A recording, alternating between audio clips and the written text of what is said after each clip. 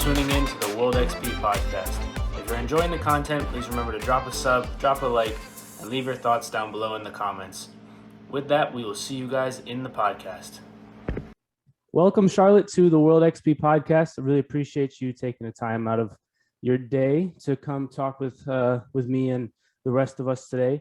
So for those listening, Charlotte's a professor of television studies, and I'm not going to try and butcher what that is. So welcome, and if you can go ahead and introduce yourself and kind of what television studies is, why it's important, and all that sort of stuff, that would be fantastic.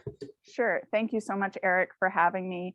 I'm Charlotte Howell. My technical position name is I'm an assistant professor of film and television studies at Boston University, but my focus is television studies. And I was lucky enough to be hired specifically to teach and research that field. And so television studies is a relatively new kind of academic field. It arose out of a combination of things in the 70s, but really in the 1980s was where it coalesced into a kind of the thing in and of itself, right? Not just an offshoot of media studies or an offshoot of popular culture studies.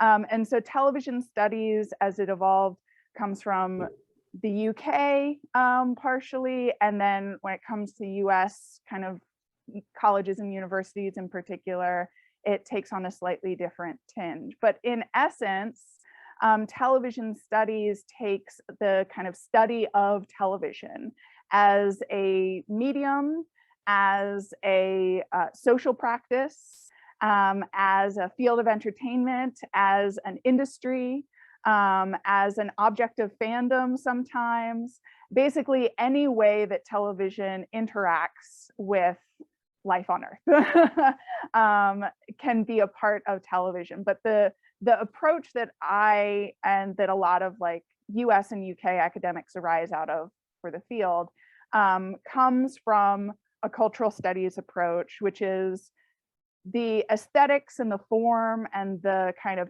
text of television is an important part of television, but it's not the only part of television, right?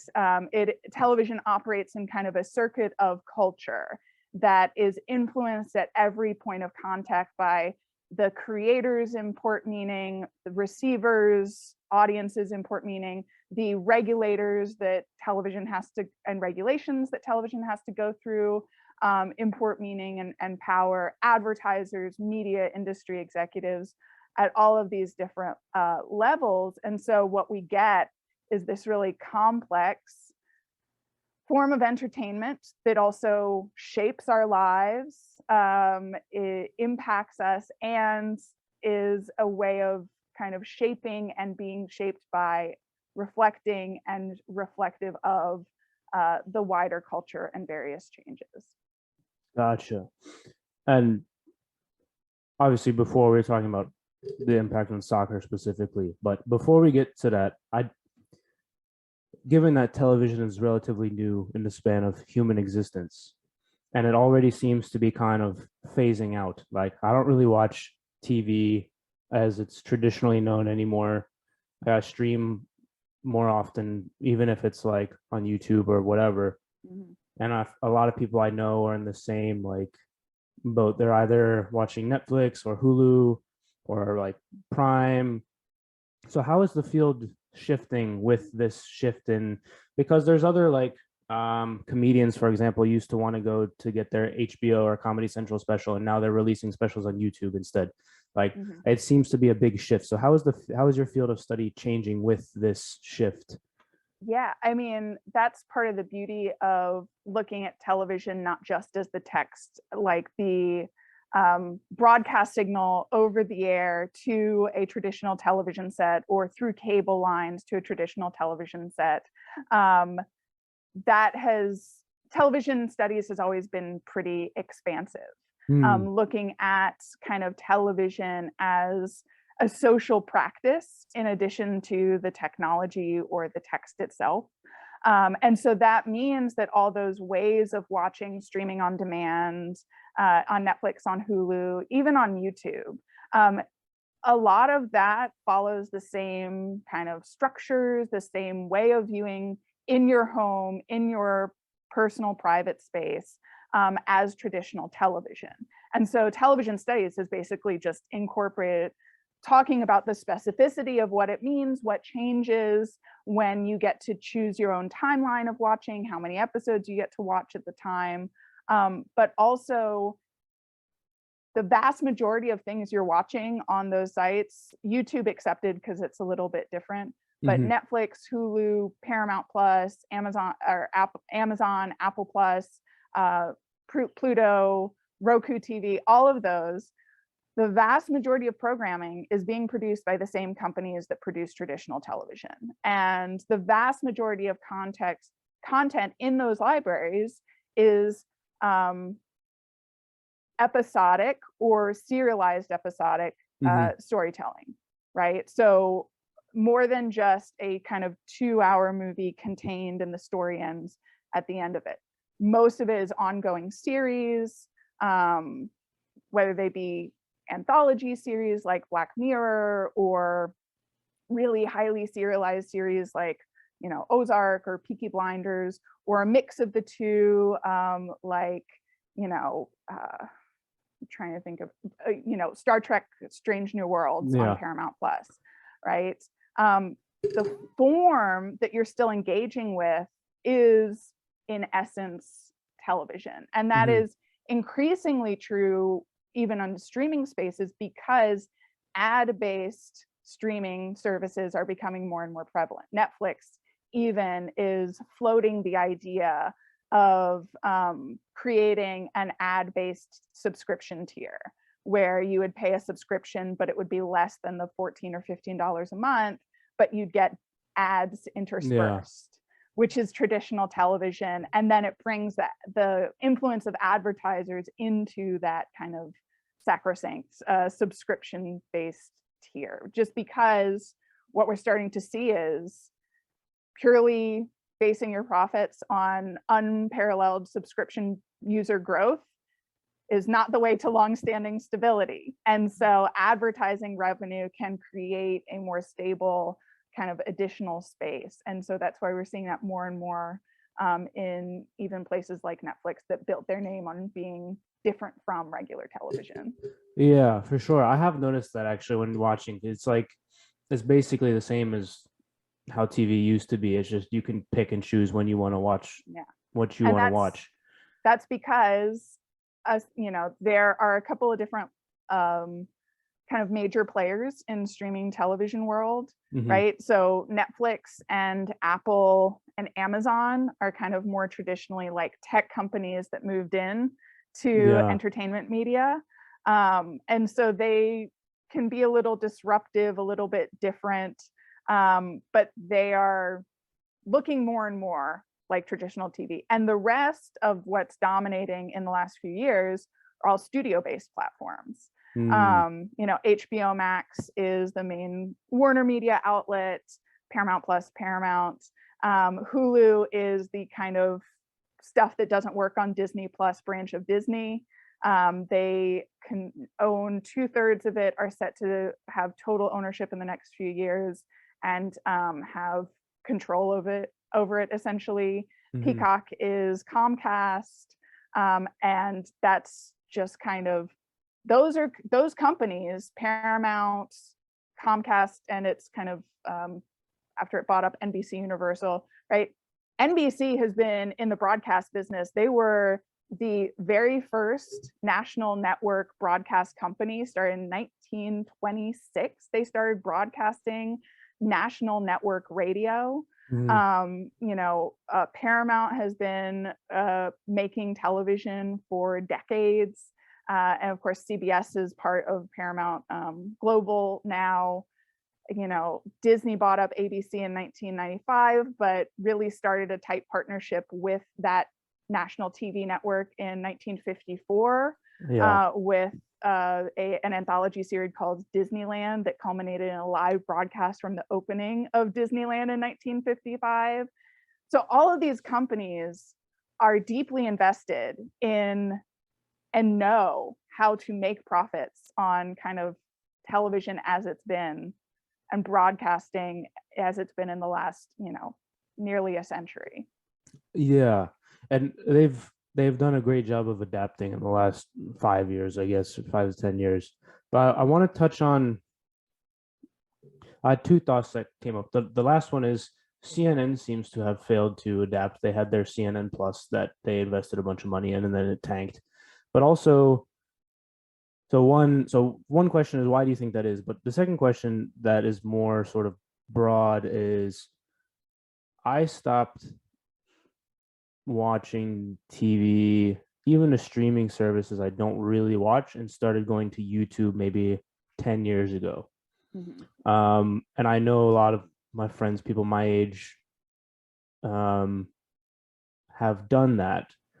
And it seems to me that the streaming services were a way for these companies to not combat, but to compete, I guess, with the growing. Because if you look at somebody like Mr. Beast, for example, like he makes so much money on his videos that he's able to create sets in the same way that these companies are. And like, for example, he did a remake of Squid Games. I didn't watch it, but apparently it got more views than actual Squid Games. And he did a parody, and it was like more views than the actual show. So I don't know if you've delved into that, or if you have thoughts on that sort of phenomenon, but I guess those two sorts of thoughts popped in. I don't know what your thoughts are on those. Yeah, absolutely. I mean, one of the courses I teach is a course all on streaming television, and we talk about kind of YouTube as part of that. So we'll get to that in a minute. But the CNN and CNN Plus story is really interesting for somebody who studies, especially kind of media industries, right? Because CNN Plus was an attempt to try and kind of create a streaming brand for what was a crown jewel in kind of cable packages. CNN was one of the early cable channels to launch, really kind of helped to push Turner Media as one of the kind of primary successful multi-channel corporations in the like late 1970s, early 1980s cable sphere. Ted Turner really did kind of get in on the ground floor of the new technology of cable. And so when streaming was leaving kind of behind that aspect of kind of the Turner Media brand that had since that point been folded into Warner Brothers and Warner Media, the people in charge were like, we have to try, right? We have to try and get a foothold in this space because that's where it seems like everything's going. What happened was the merger with Discovery and Discovery Plus in the middle of that launch, essentially.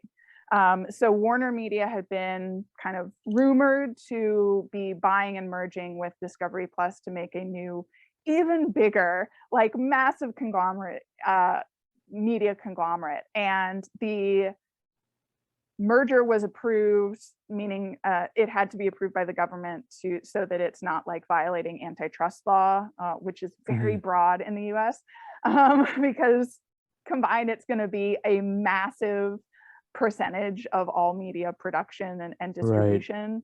Right. So it was approved basically in the first month of the launch of Discovery Plus. And when a major media merger like that happens, then basically most of the executives who were real bullish on CNN Plus were pushed out and replaced with media executives at the giant parent company and put in charge of the CNN branch within Warner Media, who hated the idea. And so there were a lot of factors that went into its failure. First and foremost, that like for streaming TV, it's so much reliant on the kind of on-demand nature. How that meshes with live 24-hour news was something that was always going to be a little bit tense. But the other thing was that in those early weeks, because of the changes happening at the larger media corporation, and then actually like pushing out the executives who are pro for the streaming service, it didn't have the marketing push. It didn't have the time to develop a user base. Basically, as soon as the new executives came in and they had enough reason to axe it, they did.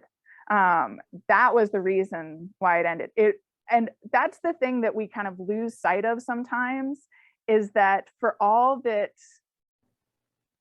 the media ecosystem is so massive and diffuse, the decisions of a couple of executives at the top are still defining and determining so much of what we get to see and how we see it, that it's really kind of astounding.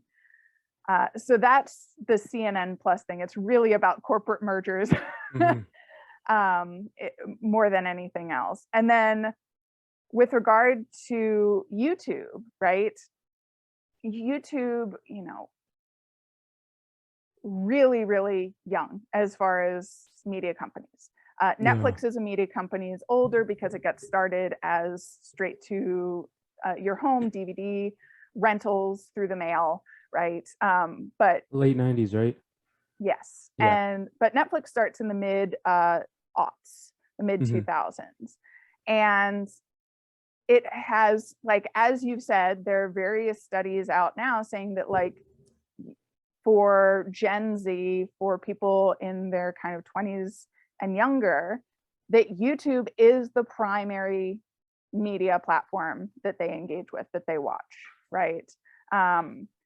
But what are they watching? It's a lot of nonfiction user-generated content. A lot of it is also like remixes or in conversation with media on other platforms, like MCU-based YouTube shows talking about those kind of movies and the superheroes, or deconstructing Stranger Things mysteries, or that whole subcategory of like fan culture shows, which is really popular. And I think part of it is that it does get at a kind of, it moves so much quicker than standard television, especially scripted standard television. There's a lot of sense that it's more authentic because it's coming from individuals who are kind of cultivating this seemingly closer relationship with the viewers through this kind of more one-on-one YouTube situation, a lot less gatekeeping around them. So authenticity is often kind of really praised. But the other thing to consider is that, like, you don't need a subscription service to watch YouTube. And many of the videos are relatively short. So even if you don't have very good broadband service, or, really strong, even kind of cell digital service, you can watch them, versus the like high technical production values 4K streaming on the more traditional streaming platforms, which can be really difficult to access if you don't have good broadband internet, which there are actually thousands and thousands of people in this country and millions all over the world who don't have that, right? Yeah, for sure. So the comparison of the number of views for a YouTube video, or even kind of a YouTube channel, versus a Netflix or a Hulu or an Amazon is apples and oranges because of access, right? But that also, what that gets to is kind of one of the fundamental things that we look at in television studies, which is, when and how does the type of audience matter versus the number of the audience matters, right? Because YouTube, some top level creators do get a amazing amount of money from their YouTube channel, right? Like Mr. Beast, or, in the children's TV sphere, like Blippi is just everywhere. And those kind of high level YouTube personalities can make their living and then some on YouTube. But that is rarefied air, right? A lot of the content that's on YouTube, people are getting little to no money for, and instead the money is going to Alphabet, right? The parent technological company of Google and YouTube. And so YouTube loves that. That company loves the fact that like more young people are watching it, because that means that they get all this money from advertisers and they don't have to pay creatives very much.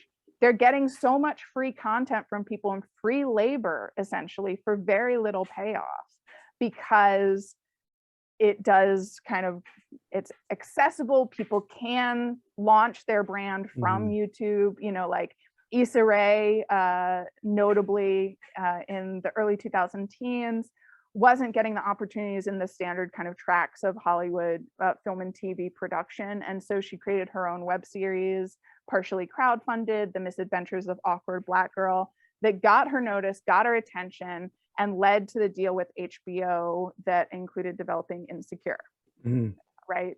And so people look at that as like, well, this is a way of getting noticed and then moving into a more stable and lucrative job in the industry. And that is kind of the middle ground for a lot of content producers. But the vast majority of content is people not getting paid for it, just their own time, their own effort, making money for a giant tech company. And so, but like so much of the content there that you watch are just like they're clips from other things, right? Utilizing these other aspects of industry. So no aspect of the kind of media ecosystem can exist on its own. Like what happens when you can no longer like pull highlight clips or watch highlight clips from, say, you know, soccer games and watch those on YouTube to catch up for the show that you didn't have the like Paramount Plus subscription to watch or what have you. Yeah, that makes sense. So to your point about creators not making that much money if they're not the big ones, yes, that's very true. But also there's people that I know that like read their own ads.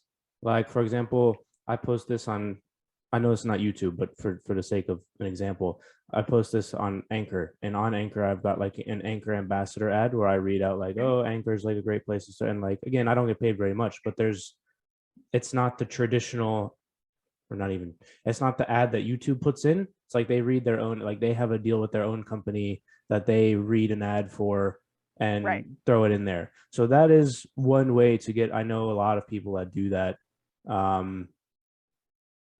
And that's a way to get around it. But also to your point about the authenticity of the YouTube space, and obviously I'm a bit biased because that's what I consume, but the ability of taking the biggest creators aside, who have gazillions of comments to go through, there are people like the mid-level size who are in like the tens of thousands to low hundreds of thousands that take the time to go through the comments and respond to people, whether it's you're scrolling through and responding or not. It gives at least the feeling of, and then in the next video they'll say, oh, I saw your comments and so we're going to change this or change that. And I was wondering, the word that you used that stuck out to me was the word seemingly, and I was wondering why you used that word. I used seemingly because fundamentally when we step in front of a camera, when we are performing in public, it is an aspect of ourselves, right? And so I don't want to disparage the authenticity. I do think, you know, there's a lot of people who really do try to put their authentic self forward, but it's always going to be mediated because this is a media form, right? And so, yes, they might go through and read the comments, but what comment, how many do they get through, right? Is it just the top 30? Is it just the top 50? Which ones do they highlight? There's always a degree of cultivation. You know, just because also there's a lot of spam out there and trolling and all of these different ways that engagement can be both incredibly positive and really cultivate kind of either parasocial or like slightly more kind of connection between the viewers and the creator. But that's with a platform as open as YouTube, especially, there's just no way, because also the algorithm filters out certain things. There are certain comments that aren't allowed to post. And so there's just the kind of full authentic self is always going to be through filters. Yeah, of course. But I'd say more like the reason I feel like a lot of people, like, for example, a show like, you know what Breaking Points is? I don't. It's like a news show with Sagar and Jetty and Crystal Ball, and they used to be on they used to do a show on YouTube for um The Hill called, I think, Rising. And they broke away and did their own show. I think people follow them because they feel like they're getting their mostly real opinions rather than something that's scripted. So to your point about there always being filters, yeah, I totally agree with that. That's always going to be part of a media thing, regardless of what you do. But they don't have they can cover the stories that they want to cover. They don't have to like pass through hoops to like your gatekeepers point. There's less gatekeepers, so it gives a I think a lot of people have lost some like faith or trust in more traditional like news outlets, and so this is a way for people to be like, yeah, I trust what they're saying. So to your point, is like, yes, it always filters, but still. I mean, the converse of that is, because I do, it's one of those like, we're stuck between two terrible options in a lot of ways, right? Especially when it comes to news and reporting. Because, certainly there's a lot wrong with traditional kind of news media, in particular, the way that like private equity firms have basically hollowed out local newsrooms and, broadcasting company conglomerates like Sinclair or Nexstar have kind of gobbled up as ownership groups of local TV stations, that really kind of diminishes the local perspective. But on the other hand, there are things about traditional news media that, in the kind of striking out on your own, not to disparage any particular news anchor, but like part of what a lot of people part of the filters and the gatekeeping of news media is about getting your facts right and employing fact checkers to go through and make sure that all the reporting is correct and that all the quotes are correct and all those things. And oftentimes what we see when people kind of move out and do on their own, there is, just because of economics, kind of less money to pay full-time fact checkers. Sure. And so that goes hand in hand with, when you're on an ad-based medium, or in particular when you have sponsored content or paid sponsors, like you were talking about your ad, right? That is integrated advertising. What went hand in hand with the launch of broadcasting and television in the US. But there were issues with how that then affected potentially news broadcasting, right? There were like some aspects of the early years of broadcasting where news broadcasts were sponsored by like a single sponsor, a company that kind of paid to help produce the show. That was the norm for radio and television all the way through to about early 1960s. Right. And even if they didn't the advertiser was like, we don't want you to cover this, which is very rare. And I'm sure, you don't have that with your sponsor. No, like 30 people listen, they don't care. Yeah. But the mere fact of knowing that your money comes from this company can sometimes influence the newscasters, the way that they approach finding information, who they trust, as far as sources, things like that, that can it's a bias that can be kind of negotiated. It doesn't necessarily disprove the validity of that reporting, but it is one of the things that, like, in traditional media, or at least decades ago, oftentimes there was a kind of a separation of some sorts between the advertising department and the news department. Right. And so that's something to be negotiated and just be aware of when we're consuming.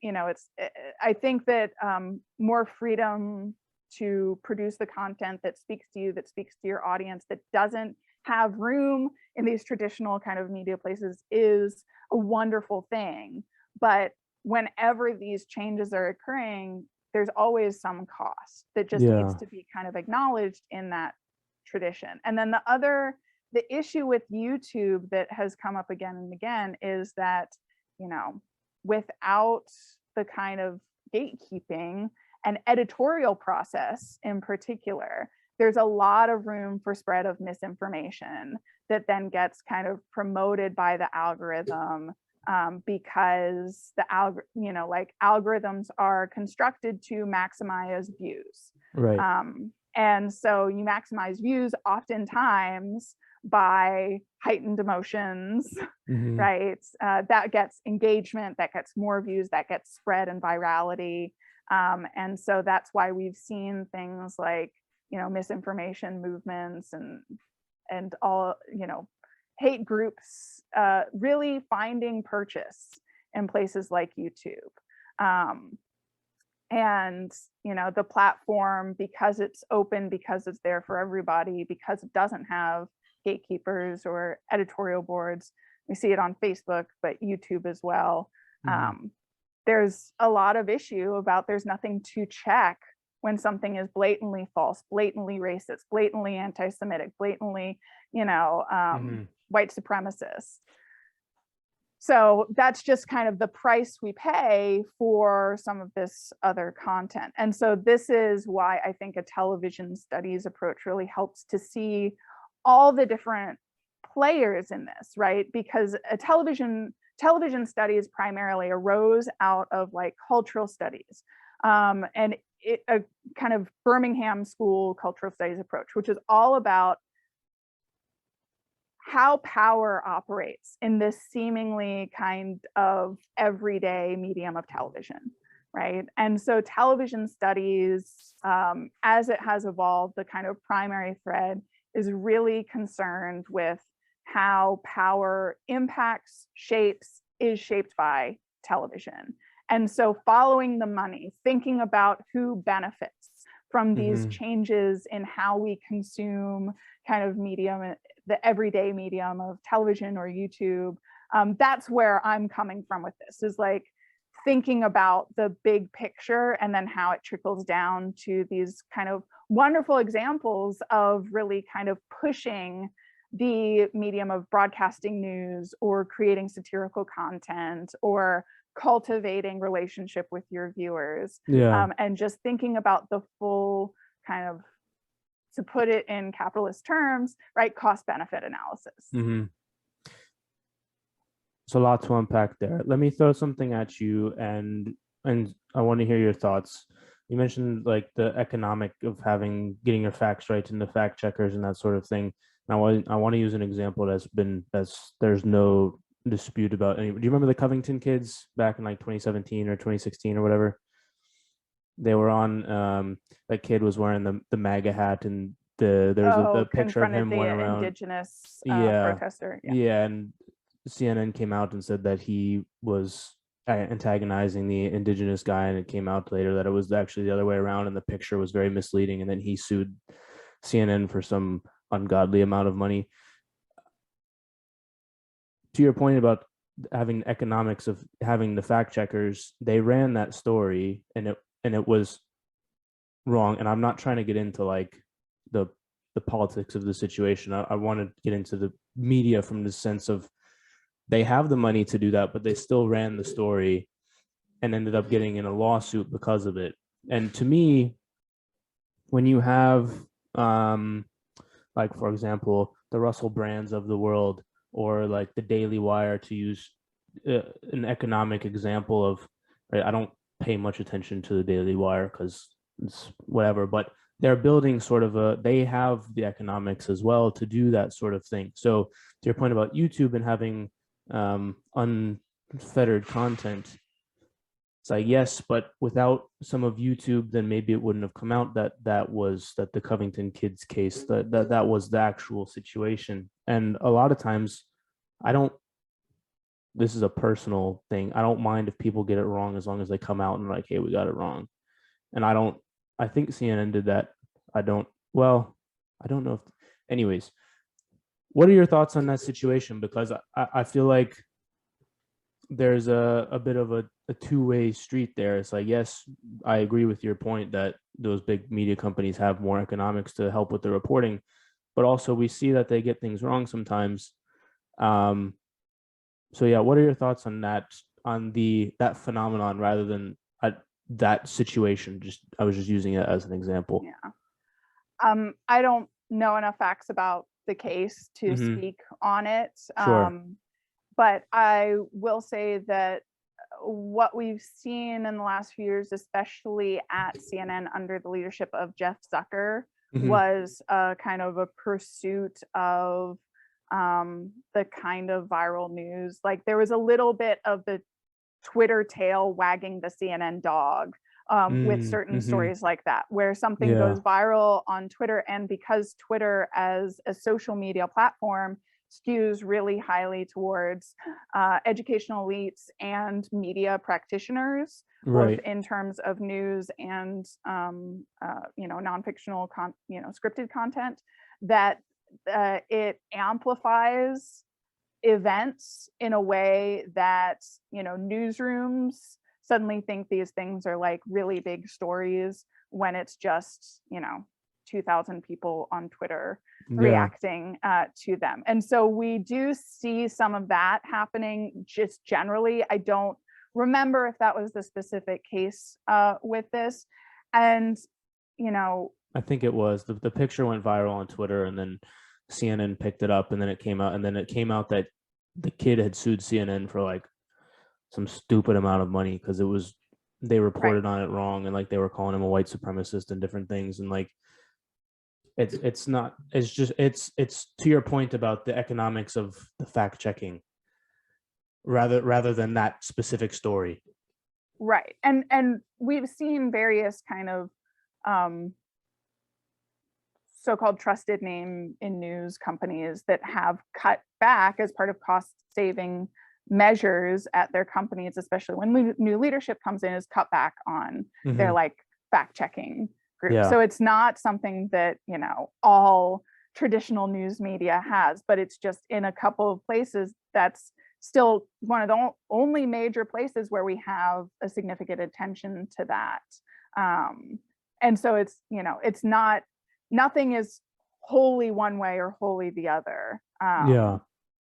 And it just, a lot of it changes based on how is the economy doing? How are they doing in their ad sales for that year?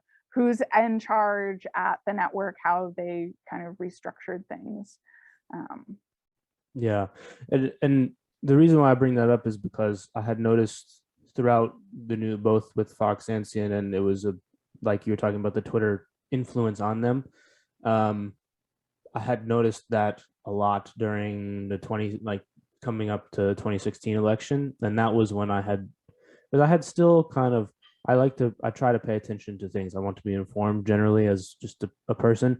And when that started happening, when I would see a picture on Twitter and then the next day, like I'd see a new thing pop up on CNN or Fox or whatever, and I'd be like, guys, what are you guys doing? And then that was for me the tipping point of like, you know what, let me go find the Tim Pools of the world or the Russell Brands of the world or the Crystals and Sagers of the world to see what's going on and try and consume from different like points of view and then draw my own conclusions. But it's hard to do that because you really have to go searching it out. Yeah.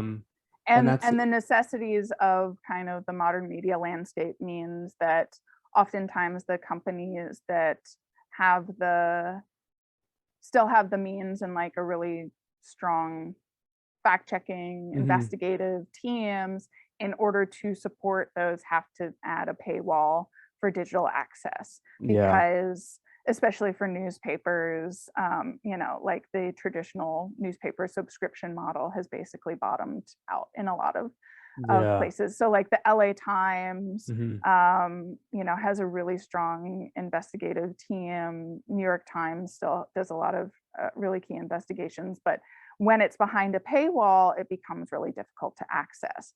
But that's something that we see just across all media is, there are, really interesting kind of approaches to the news on subscription-based streaming Hmm. platforms. But, this is part of the reason why, like last week with John Oliver, Hmm. puts a lot of their clips in kind of like 10-minute Yeah. segments on YouTube, is because they really want to kind of get some of that reporting out there instead of behind the paywall at HBO or HBO Max. Yeah. A lot of people do. I think Bill Maher was doing that as well, and like some of the others started to do that. And you can get, yeah, you can get Yeah, and of clips course from it's it. also promoting the show. Yeah, yeah, it's twofold there. Um, we were talking beforehand. You have started to come into the soccer sort of world of things. How did that come about? Is that something that you've always been interested in, or can you kind of walk us through the? Are you doing? Is it a Sure. specific project or research, or is it just a Yeah. general interest that you're doing? Yeah, I am starting work on my second book. Okay. I'm starting to research my second book. My first book came out of my PhD dissertation, and it was a study of how um, kind of like writers, executive producers, TV executives thought about and negotiated representing Christianity in primetime dramas, Mm, including some streaming dramas from like 1996 to 2016, looking at that as a way to understand how the changing audience for television, as more people cut the cord, as more people went to over the top services like streaming and Netflix or YouTube, um, changed kind of what was seen as acceptable in terms of representing Christianity, how it was kind of changed and negotiated as the kind of TV audience changed throughout that period. So I'm always really interested in the core of kind of my research interest lies around what audiences matter to the television industry and how that shapes how television gets produced and packaged, mm. like in American media. And so as I was wrapping up my research and publication of that book, came out in 2020, Oxford University Press, if anybody's interested, Divine Programming. We'll put the link in the description. Yeah. I've been a soccer fan all my life. I've been playing since I was 5. I still play. I was part of the generation of girls watching the 99ers and just fell in love with women's soccer first. And then as the Premier League became available in the US, my little Anglophile heart was like, well, yes, this is something for me. And, as I got more into watching the Premier League, I also was like listening to the Men in Blazers podcast. That's a good one. Is great. And then following them from, like their little shows that they did at the Rio World Cup, transitioning to getting a TV show on NBC Sports.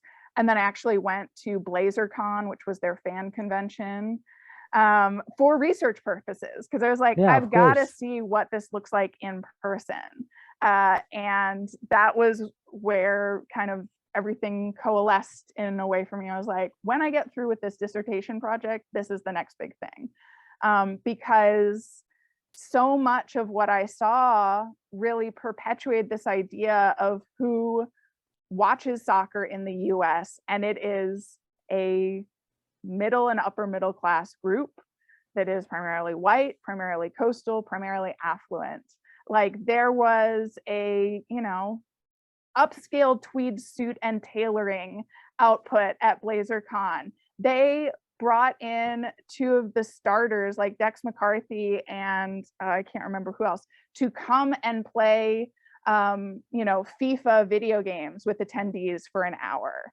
I was just Mhm. like, the amount of money, and it was a $300 pass for a day and a half essentially of content Mhm. in Greenpoint in Brooklyn, which was a very expensive place to be. It was like I walked for a mile to try and find something for lunch under like $10. Um, and it was just such a fascinating exploration of what this fandom that could afford to go to this kind of event looked like and acted like and spent like, right? And that went alongside with, I started noticing the Premier League, morning show saying, retweeting and posting images from people's Twitter about my Premier League morning. And Yeah. the amount of screen, like just so many times where it's just like somebody is in their basement all Saturday morning with a giant TV screen and 3 computers and 2 tablets all open so they can watch all the games and then posting it. I was just I've like, never done that. I mean, I've done 2 or 3 screens at various points, but like we have to consider who can afford that much Yeah. technology and who can afford to be, not doing childcare and not working on a Saturday morning Mhm. for 4 hours at a Yeah. time, and like in these big cavernous rooms that are very typical of upper middle class kind of suburban homes, in the basement, a room just for kind of the TV. And so all of these different things pointed to what I had suspected for a while, was that, oh, you know, televised soccer outside of like major World Cup and sometimes Olympic events just cannot compete in terms of numbers with the viewership of the big 4 sports in the US, being American football, basketball, hockey, and baseball. And being a television scholar, I had seen in scripted television this transition of, okay, the mass audience no longer really exists. We can no longer guarantee like 15 million viewers, 20 million viewers, or, like at the height of Friends, sometimes 30 million viewers for a primetime show, for certainly not, maybe we can get 40 million for the Super Bowl, but scripted TV was the story of the 90s into the 2000 teens, was the turn from a primary focus on the mass audience, getting as many viewers as possible, to a kind of much more focused attention to a coalition of upscale audiences that they could upsell advertisers for. So advertisers would pay a premium for the types of audiences they thought had more spending money, Mhm. which would counter to low numbers, right? So like Mad Men in the aughts is a prime example, like barely ever cracked a million viewers live, but because those viewers could be demographically shown to be upscale, educated coastal elites, they're like, oh, well, Mercedes or BMW will pay a premium for less quantity viewers, higher quality viewers. Mhm. Quality meaning like value to the advertiser. Right. And so much of television studies in that transition was tracing that. There's a great book called Legitimating Television by Newman and Levine that talks about this. And then I was like, oh my God, that's what's happening with soccer in this TV context, right? Soccer in the US, because of its European appeal, because of the demographic makeup of who plays historically, because of the US soccer system, kind of pay to play system in the US, that is what this framing reflects, right? Mhm. It's clearly, why did NBC pay $6 billion in, I think it was 2012, for a couple of years of the Premier League, right? Just like blew out any other bid for the US broadcasting rights. It was because, and executives had said this at the time, it was like, that audience is very valuable to us, even if we only get, 250,000 viewers on a Saturday morning. That Yeah. 250,000 viewers, one, helps up the subscribers to our NBC Sports cable channel, RIP. And two, right, we can get a lot more money of advertisers for relatively fewer viewers.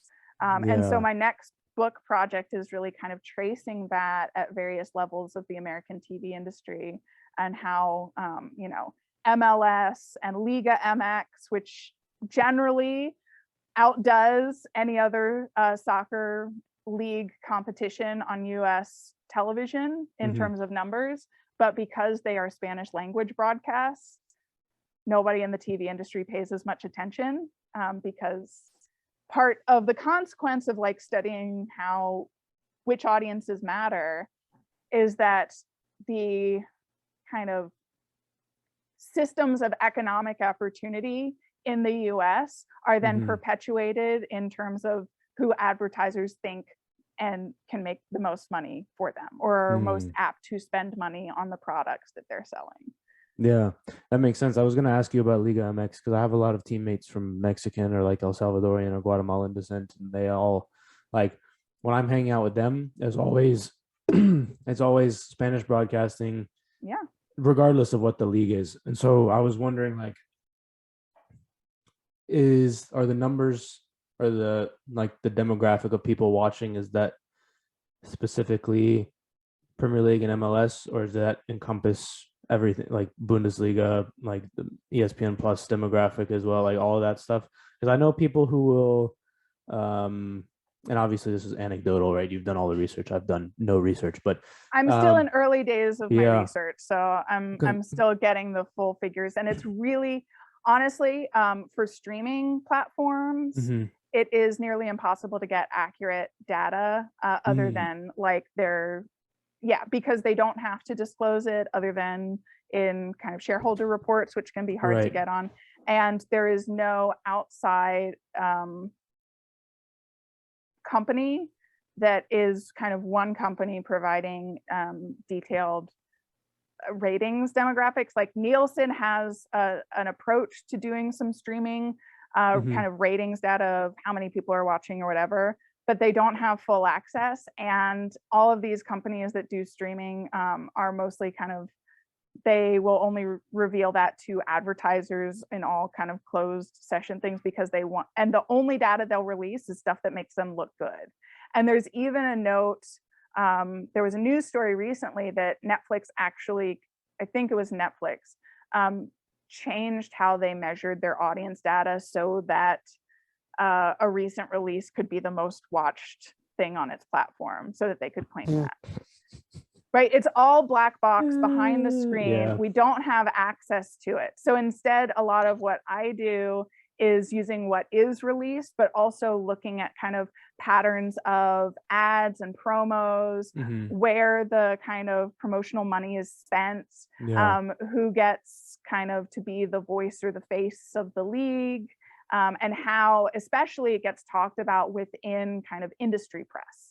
Yeah, that makes sense. The reason I bring that up is because, especially on ESPN Plus, that they have La Liga now, the Latin or Hispanic contingent that supports Barcelona or Real Madrid is huge, and so a lot of friends that I know got ESPN Plus just to watch them, and they don't watch the Premier League, they don't watch MLS, they only watch Barcelona and Real Madrid. Yeah, and it's interesting to trace some of those, like La Liga, especially.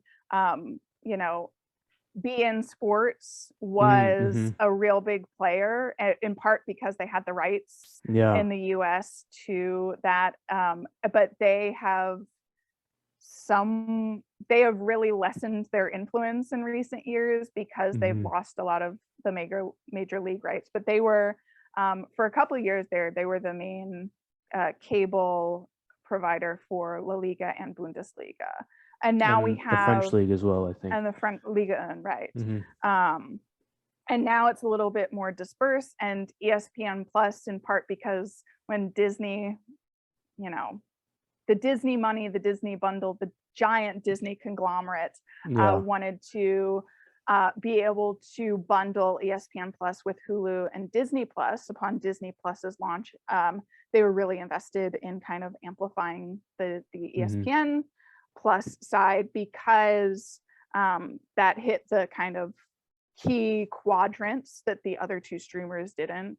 Yeah. And so they bought up a lot of kind of rights, or at least partial rights, to fill in that. But, and then we've got DAZN, Mhm. which is really making big strides in terms of especially on YouTube. Like I'm presenting some research I've done on their broadcast for the Women's Champions League on Mhm. YouTube in the last year and a half or so, which has been really stellar. Mhm. The YouTube production, for being on YouTube and it's ad based, they've really invested a lot of money in production values for the broadcast of the Women's Champions League. And it really shows. And then you get, the big final, which was a couple of weeks ago, of All Feminine, Olympia Lyonnaise, and I think it was Barca, and Mhm.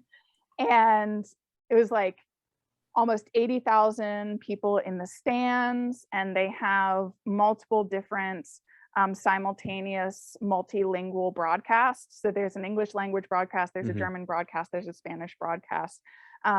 So the high production values, easy accessible, they've really grown Mhm. the imprint of the league in kind of the media space, to the point that it is a lot of people have been holding it up, like the DAZN broadcast is like, this is worthy of the Women's Champions League as being some of the, if not the best club teams in the world. Yeah. Yeah, 100%. I think speaking of, well, the ESPN Plus bundle was something that I was very happy with when it came out, and I immediately got it. But um, one of the things you mentioned about the YouTube broadcasting, and we talked about this before with Twitch, is I think the barriers to entry for broadcasting live sporting events in terms of cost and technology has gone way down. Like the Arena Soccer League now broadcasts on Twitch, their games on Twitch. There's another platform called 11 Sports, but the platforms to stream and broadcast live sporting events, like even if the production quality is not right, is if you don't have Joe Buck and Troy Aikman in your booth, you can still have a live stream and people can still tune in. It's almost like kind of a grassroots sort of movement is growing a bit because people will tune in to see like, oh, my friend is playing on this USL2 team or my friend is playing on this MASL team. Yeah. And they'd rather tune in to watch their friend than just like pop on a baseball game that they will half pay attention to. And so I don't know if you've seen a shift in that with your research and kind of what you've been doing, but that's something that Yeah. I've noticed in my personal life. Yeah, absolutely. Right. This is where that discussion about YouTube comes into play with what's going on in 2022 with kind of sports broadcasting. Mm-hmm. Not just on YouTube, but that sense of part of what YouTube shows, but also part of what we've seen happening in television much more broadly, is that a small but devoted audience that is deeply engaged with the product, being the league or the team or what have you, there are these leagues, these teams, these corporations are really finding ways to maximize that as value. And so, like you said, Twitch has been a key place for that. Especially some of these sports leagues will like allow for co-streams of live games to really get, that engagement potentially, and kind of build up the fan base, or the live chat during it, which allows Mm-hmm. for a kind of a live reactions and building community in the stream. Commentary, although sometimes there are some really intense rules that cause tension. I was recently watching a Washington Spirit NWSL game on Mm-hmm. Twitch, and Trinity Rodman, who is like, Mm-hmm. this wonderkind, highest Yeah. play, biggest contract the league has ever given, really pushing forward in terms of like pay equity. and amazing soccer player just all around. But she's like, I think she just turned 20. Yeah. But she was out for COVID protocols, Mhm. I believe. And there was some rule that saying like, please keep comments to the players that are on the pitch. And so like there was some back and forth about people wanting to talk about Trinity Rodman more generally, and some of the rules being like, hey, let's focus on the game that's actually being played. Yeah. Right. And that, I think that might be a NWSL moderation thing, or I'm not entirely sure. I only came in kind of towards the end when people were complaining about that they weren't able to talk about Trinity Rodman. That's a bit Um, interesting because they do that in like other leagues. Like if somebody's out in the NFL, like if like Tom Brady wasn't playing for whatever reason, like they'd still talk about Tom Brady. yeah, I mean, I think part this very cynical part of me is like, hey, let's keep the talking about how COVID's still running rampant to a minimum. Yeah. Um, but that's just the very kind of cynical part of me.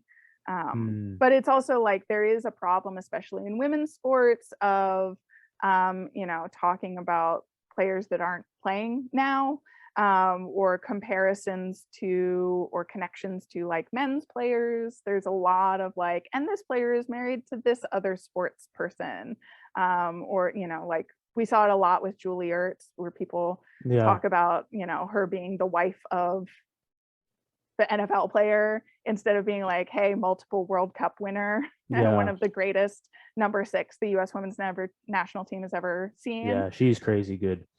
Yeah. So there are a lot of just kind of weird things that are still working out the system, but that core kind of devoted audience is really valuable in sports, because not only are they really visible for advertisers, they also kind of present, oftentimes they will travel to go to see games, sometimes from great distances, especially Hmm. in women's leagues or smaller leagues, or as you said, if they know someone on the team or associated with the team, then there's a lot more kind of room for everybody who needs to make profit from this situation to be able to get it, instead of just people who casually view, I Yeah. guess. I could speak to the distance thing. We were playing a home game, USL 2, and our team is new and we don't have like the full out stadium built out yet. It's undergoing renovations or whatever. But a group of fans from the team that we were playing against traveled like 3 hours with flags and drums and like all sorts. And like we don't get paid for that. Like we don't Yeah. get paid to play for this league, but they still come, and like whether they're related to people on the team or not, it's like that's a long way to travel with flags and with drums and with like they have like the flares when they score and Oh yeah. like everything.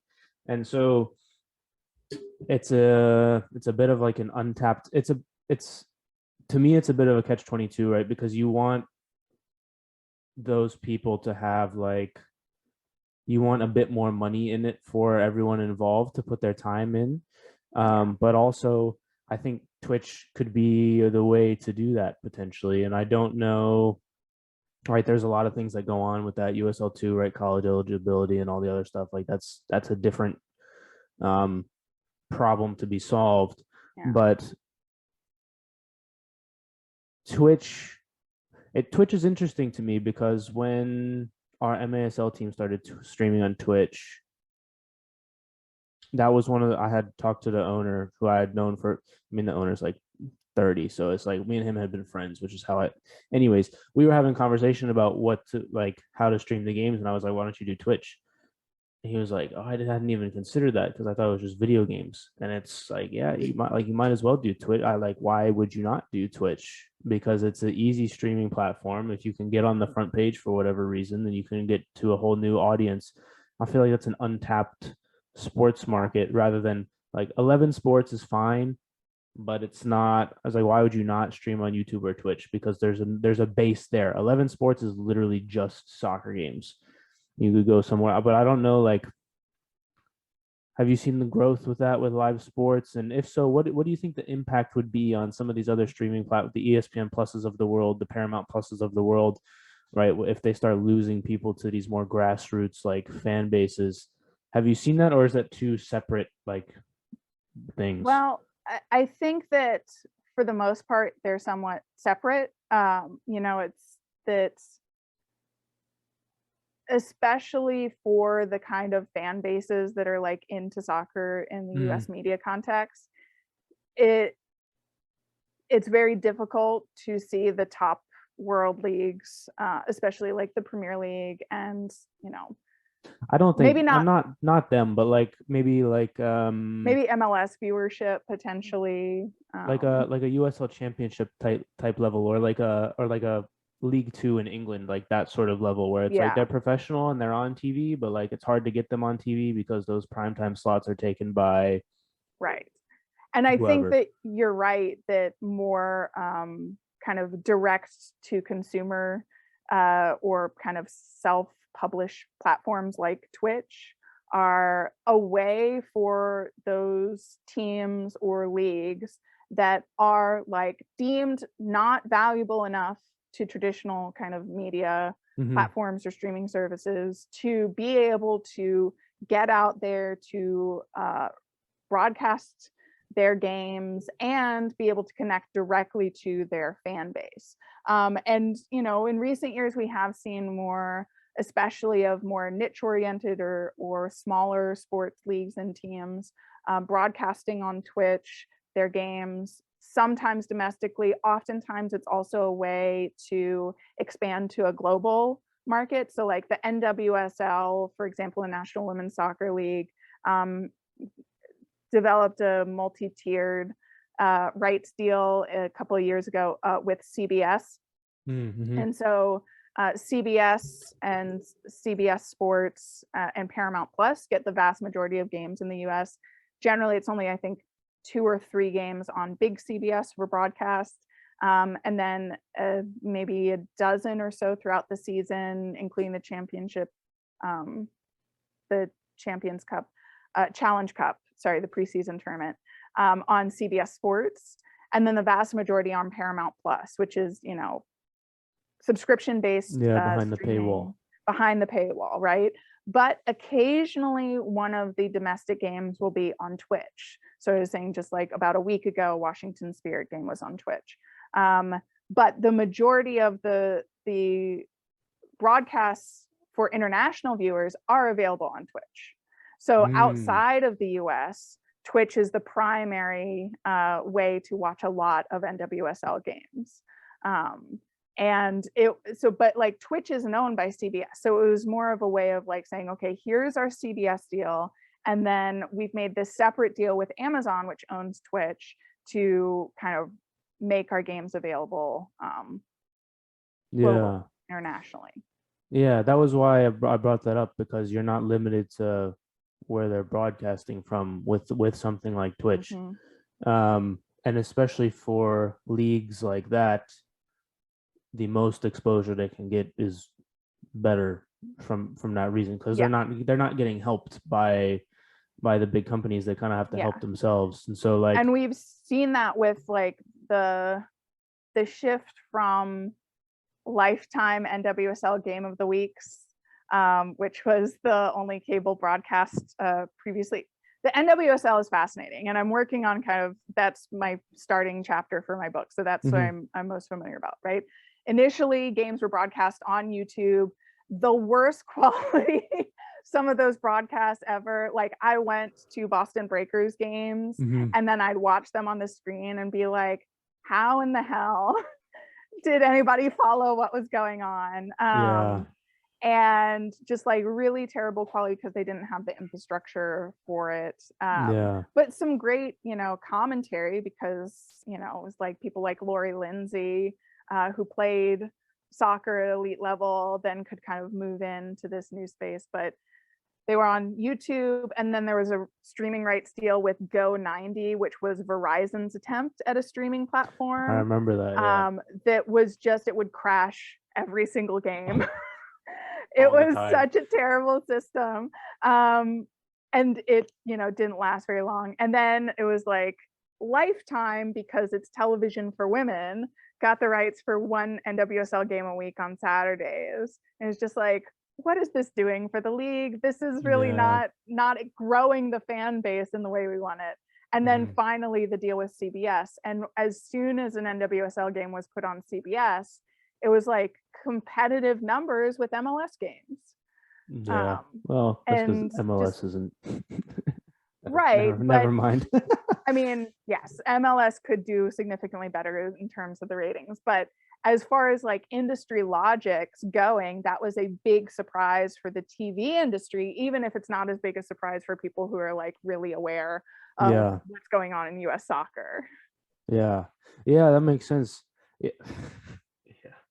Yeah. The other thing though with all these new broadcasts is it gives so I've got several friends that are in like sports journalism or that sort of field, and the opportunities to become a broadcaster is tenfold now what it was. Yeah. And like we were talking about earlier, like the quality of the YouTube stream for your Boston Breakers games, but now the technology is getting to a point where it's so much more affordable that the barriers to entry, like we were talking about earlier, is almost, it's not removed, but Yeah. basically for even for like NWSL or for USL, for these, like they don't have to have that much money to have like do you know what a VO camera is? Um, I'm just blanking at the It's moment. like you put it up on a giant tripod and it's got technology in it that tracks the ball, and like you don't, and Right. it's like a decent, but they're not that expensive. It's like a couple grand. And so for any league like that has like that, when you save up for a couple seasons and you can get a camera and then just put it on Twitch, it's like, and it's there. And Yeah, so it exactly. makes it, the opportunities for growth, I think, is Yeah. great, but at the same time the amount of time that people have to consume is still, you still only have the 24 hours in the It's day. still finite. Yeah, and so Absolutely. that's a weird one in terms of like, that goes back to my question earlier about, are the ESPN pluses of the world concerned at all? Not necessarily because of numbers, but because of time. And if the access to the local ones that they'd rather watch is starting to exist, and consumers start to put their time into that rather than a national one. That was more what I was getting at with that question, without I just fully like fleshed it out now, but that was more what I was getting at. Does that make sense? Kind of. Have you seen that at Yeah. all? Not yet, just because Yeah. soccer is still essentially like a growing sport Hmm. in the US. And so, there's a kind of a more is more Yeah. sense, Yeah. That makes right? sense. And instead, what people are tuning out of are sometimes the big four sports, Yeah. sometimes scripted content, or other forms of programming. Like, especially in recent years, just at least anecdotally, people have talked about is just like, well, I'm, I have to devote how many hours before a show gets good? I'm just going to watch my sports teams, because at least there it's like a set amount of time. It's also more based into daily to like weekly and seasonal routines, Hmm. right? Where we know when the seasons of these leagues are going to happen, and we can kind of orient our daily routines around when the games are, or Yeah. when the games that we want to watch are, kind of more so than, in a ways it gets back to a kind of more standard programming model than on demand. And, what we've seen from on demand, like streaming, is actually choice fatigue is starting to become a real problem. That's true. And the sense of like, with increased serialization, especially in scripted series, it is like, oh my God, if I want to watch this show, I have to watch 50 hours of this show. That's a lot, Let me just right? pop on The Office instead. Yeah. Right. Or, it's like whatever's streaming on Twitch, or whatever is, top of the page on YouTube, or, Hmm. it's like, oh, well, I'll do my work now so I can watch my soccer game, at 8 p.m. Yeah. or, Saturday or whatever. And so what we're seeing is actually sports continues to be a really kind of, has a solid foundation in kind of audience attention and Hmm. who's watching it. And kind of especially sports, women's sports and more niche sports are growing a lot. And the big sports, especially, NFL has had a lot of controversies, and there is There has been some talk about kind of losing audiences in part because of the ethics of American football and the kind of cost that it has. Well, but I mean, like, No, it makes sense. I'm laughing with because they do it to themselves. exactly, like the way they approach racial justice, the way they approach how they take care, most cases don't, of the players that have like traumatic brain injuries, Hmm. the fraught relationship with college football, we could say. You Yeah. know, there are certain things that are starting to turn certain segments of that audience off Hmm. potentially. And other sports are really growing in the US, that have really solid and long running fan bases in other countries. So like F1 racing Yes. Yeah. has had this kind of explosion of TV rights and fandoms, and of course like TV series to go along with it.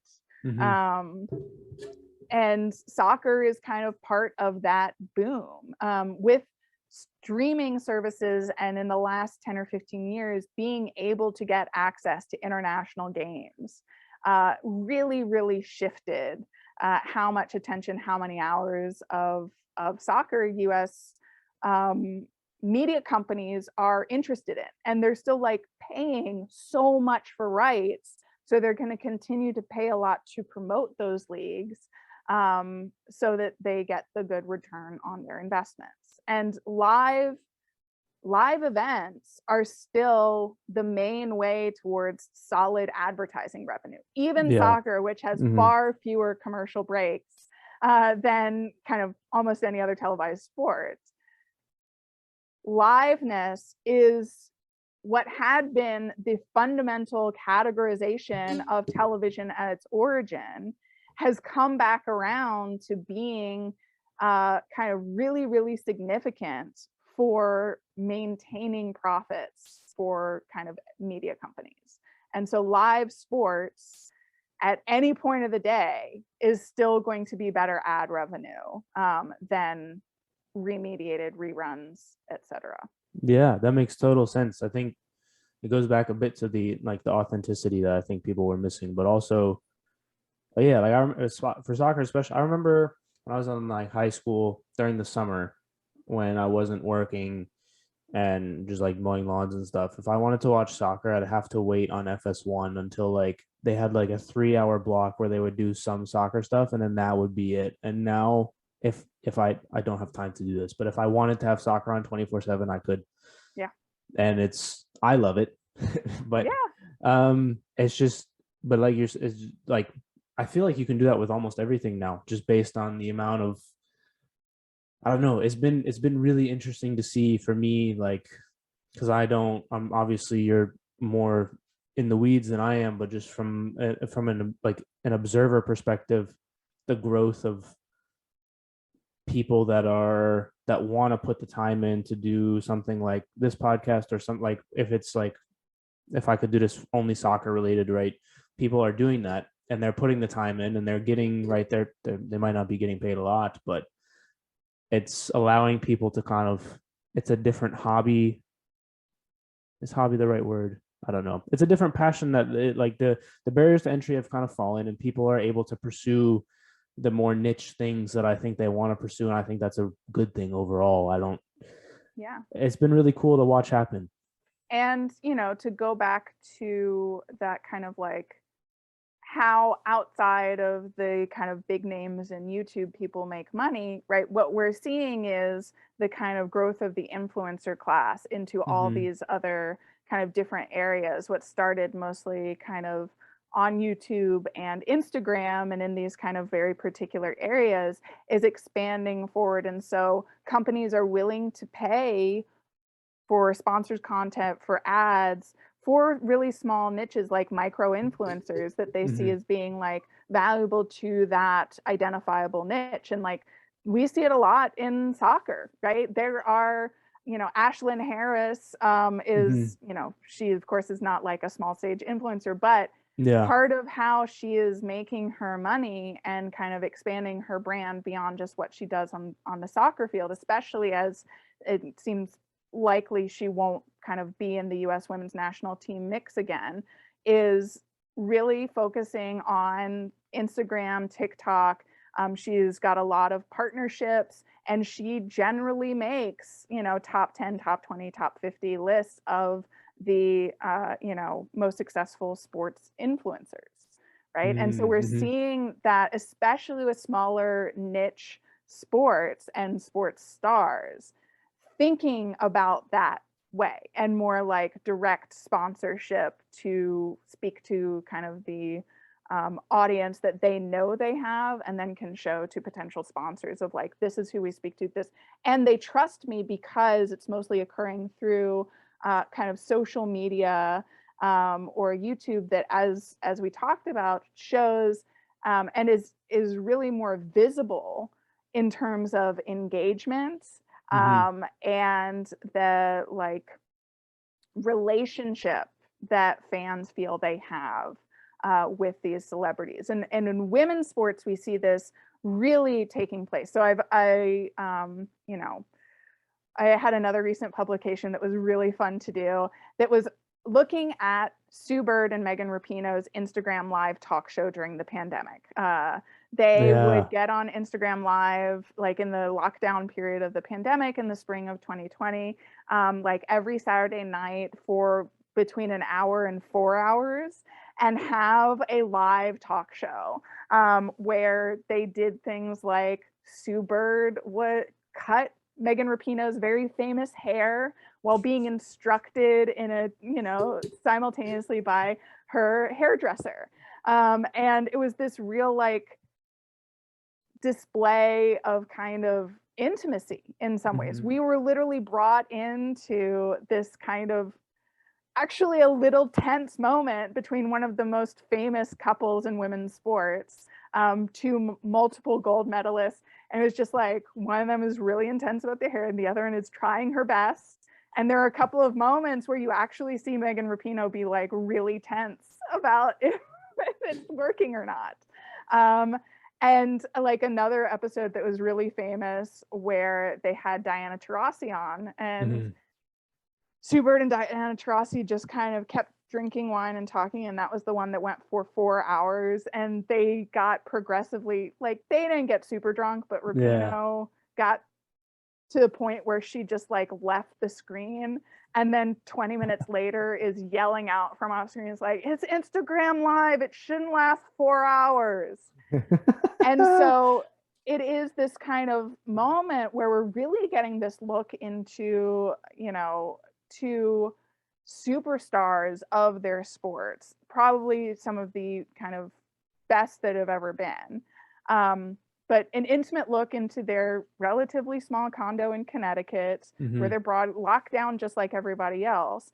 But I argue part of the reason why they allowed for all of that kind of authenticity really on display is because they had to do something to maintain their relationship with their fans, because they Mm. literally could not keep doing their jobs. Yeah. Because their leagues were shut down, and both of their leagues in 2020 were at kind of inflection points. The Mm-hmm. WNBA was coming up on their 25th anniversary, but they were still like, had never turned a real profit as a league.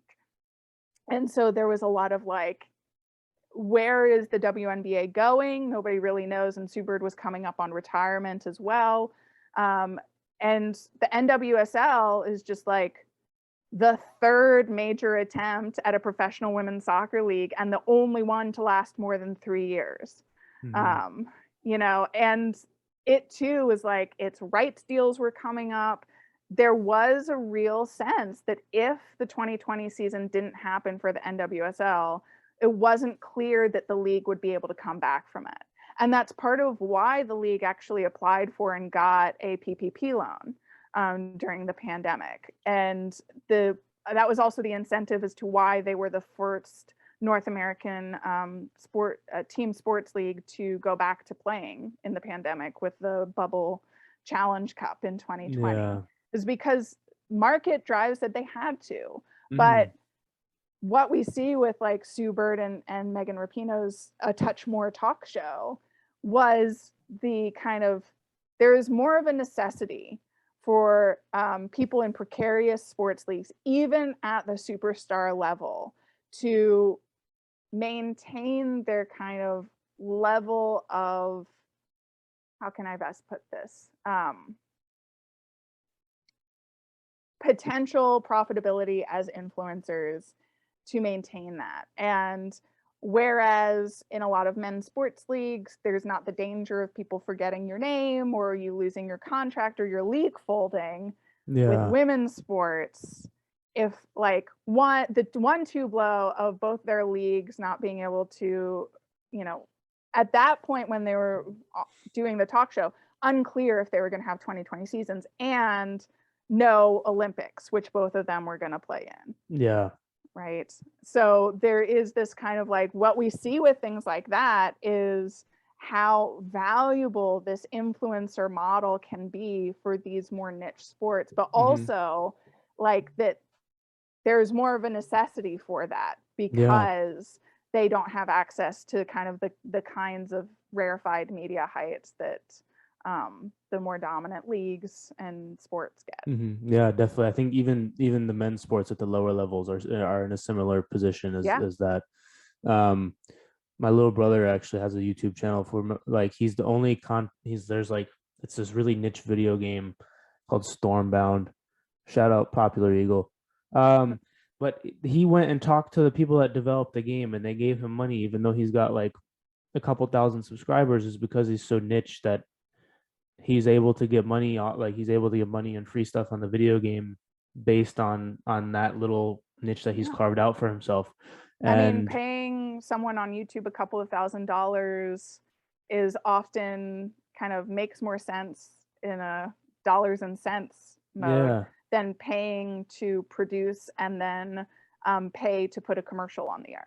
yeah, Right. 100%. When is this book? Are you still working? Do you have like a projected So date? No. no, academic publishing is a beast and a half. Yeah. So, it's like I'm still in early stages of the book. And, if anybody is interested in talking to me for it, I'm happy to. I might send you an email to talk about your experiences. Hmm. But, I've done some research. I went to the Women's World Cup with the American Outlaws to see how, and then recorded every broadcast. Hmm. And so I was able to compare what was going on the ground with the supporters, which are often like outside of World Cup having to fly to and pay for French lodging. Supporters groups can be way more inclusive than the kinds of TV audiences that are being catered to. Hmm. Right. So there are multiple levels of like fandoms and who gets to matter to Yeah. television versus who gets to matter to the teams. So I've got a couple of articles working, but academic publishing is like, once I get the book written, then it's like a year of peer review and then a Hmm. year of like publication process. So maybe Oof. 2025. Oof. um, That's but rough. that means that anybody who wants to talk to it with me is not going to make big splashy headlines. But you get to be taught in my sports media classes. Hey, well, there you go. And then your other book is called what again? My book came out in 2020. It's called Divine Programming: Negotiating Christianity on American Primetime Dramas, 1996 2000 or 1996 to 2016. Fair enough. We've been chatting for an hour and a half already. Yeah. I mean, listen, we get talking about soccer, It just two goes. It just soccer goes. fans can go on forever. For But this sure. was really great chatting with you. Yeah, you too. I'd love to chat to you with you about your book. Um, but I feel like we would also get into a very lengthy conversation about that as well. Yeah. maybe in a different context than your podcast, because I know I tend to speak in paragraphs and sometimes multiple paragraphs. So No, I'm it's sure fine. It's that your fine. listeners have had enough of me by now. Oh, I don't know about that. I'm sure they'd love to have you back. I really appreciate your time. Learned a lot. This is always a very interesting world for me. It's less like, even though it's you come at it from an academic perspective, it's less academic than like chemistry. So, Yeah. so I mean, that's the thing, is like television studies as a field is about empowering people to think about television in different ways. And so mhm, if it was all academic-ese and all of this kind of like impenetrable jargon, then that's part of the goal left to the side. Like, I yeah. want my students, sorry to hit the mic, I No, you're want good. my students to leave a class from me feeling empowered about their understanding of television, and thinking through how they want to approach it. And also, like, for a very little thing, stop feeling bad about liking the things they like on TV. The amount of students I've had who talk to me about like the guilty pleasure TV shows that they love, I was like, if it's, you know, entertaining you, then why do you feel guilty about it? You feel guilty about it because some, you know, gatekeeper on high atop the thing has said that this is a way of watching television or a form of television that's less worthy. And Mm, that's just not the case. Usually that's wrapped up in class and gender and kind of racialized ideas about what is good and what is bad. And instead, if we have a lot more open and curious mind, and accepting sense of like, you can like bad TV, you can like bad movies, and in fact, you liking them maybe counters the idea that they are bad. mm. Um, Fair so, enough. you know, Everybody's that's the got kind of, their own tastes and opinions and stuff, so exactly. they I can just like want whatever they like want. normalize saying great for you, maybe not for me, instead of saying, oh, that show is bad. Although there are some bad shows. Oops. There are some bad shows, but you can also like find, as a big fan of like midnight movies and failed B movies, you can find a lot of pleasure in bad media text as well for their badness. Fair enough. Where do you have a website or anything that the people can come that the people can find your work at? Um, Not really. It's, you know, I've got a profile on Google Scholar, which is where some of my work is. I have a website, charlottehowell.net, but that's mostly old kind of blog posts, but it's Mhm. all there if people want it. I'm on Oh, Twitter. But yeah, it's not really centralized anywhere because all my stuff gets published in different journals that are often sadly behind paywalls. But if anybody is fair enough. interested in reading anything I've written, I'm happy to send you, you know, PDFs of any article that's behind a paywall. Scholarship and knowledge should always be free. And if there's anything I can do to help with that, happy to do so, happy to disseminate. Awesome. I agree wholeheartedly. All right, we'll put all those links down in the description. Guys, if you want to read any of her stuff, shoot me a message or something, or you can shoot Charlotte a message and we'll try and help you out. And with that, guys, we'll see you guys next time. Peace. Thank you.